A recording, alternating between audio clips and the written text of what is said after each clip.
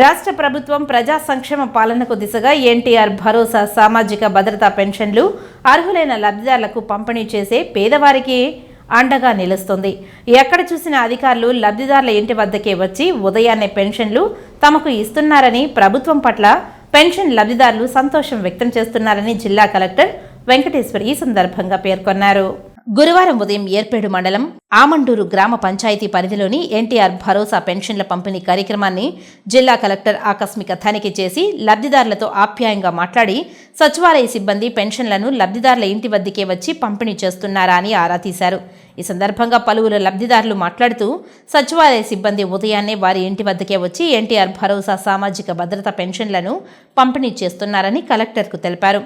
మాండూరు గ్రామ పంచాయతీ పరిధిలోని సుబ్బారామయ్య 82 సంవత్సరాలు, నల్లయ్య, ఎం కొండయ్య, కేశవులు వృద్ధాప్య పెన్షన్ల లబ్ధిదారులు ఇంటి వద్దకే వారితో మాట్లాడి 4,000 రూపాయల పెన్షన్ను అందజేశారని తెలిపారు. అలాగే ఏ కుప్పయ్య, మునయ్య, ఏ విభిన్న ప్రతిభావంతులకు దివ్యాంగుల పెన్షన్ 6,000 రూపాయలు అందజేశారని తెలిపారు.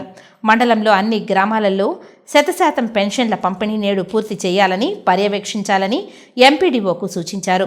ముఖ్యమంత్రి పెంచి ఇచ్చిన పెన్షన్లు వారి జీవనానికి ఆసరాగా ఎంతగానో ఉపయోగపడుతున్నాయని రాష్ట్ర ముఖ్యమంత్రి చంద్రబాబు నాయుడుకు పలువురు ఎన్టీఆర్ భరోసా సామాజిక భద్రతా పెన్షన్ లబ్ధిదారులు ధన్యవాదాలు తెలిపారు.